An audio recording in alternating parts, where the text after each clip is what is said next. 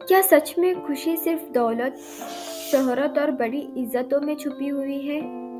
या फिर सादगी और संतोष में भी जिंदगी की असली मायने मिल सकते हैं? एक कहानी है रामू की, जो अपने छोटे से गांव में रहते हुए भी पूरे गांव के लिए प्रेरणा बन गया।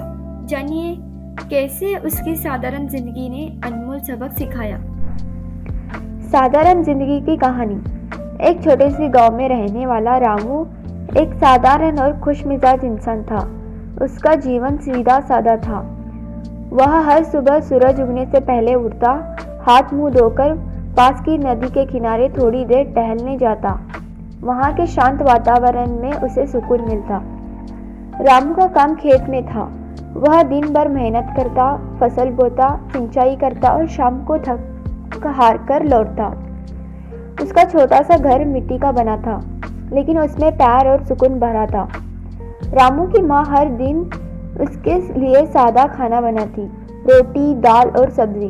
खाना सादा होता, लेकिन माँ के हाथों का स्वाद उसमें जान डाल देता। रामू का मानना था कि जिंदगी को मुश्किल बनाने से कुछ हासिल नहीं होता। हम कम कमाता था, लेकिन जो भी मिलता उसमें संतोष करता। उसे कभी नए कपड़े या महंगे सामान की लालच नहीं होती।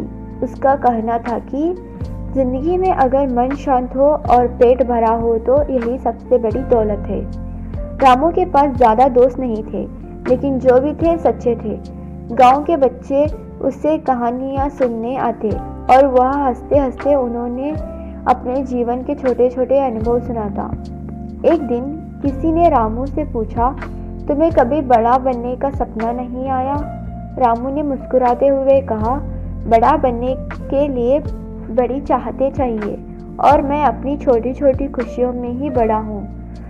सूरज की पहली किरण, माँ के हाथ का खाना और दिन भर की मेहनत के बाद चैन की नींद, बस यही मेरा सपना है। रामू की साधारण जिंदगी और उसके खुश रहने का तरीका पूरे गांव के लिए प्रेरणा बन गया।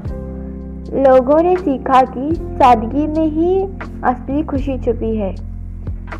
जिंदगी को जितना सरल रखोगे उतनी ही वह खूबसूरत लगेगी। बड़ी बड़ी चीज़ों की चाहत में छोटी छोटी खुशियाँ ना खोएं।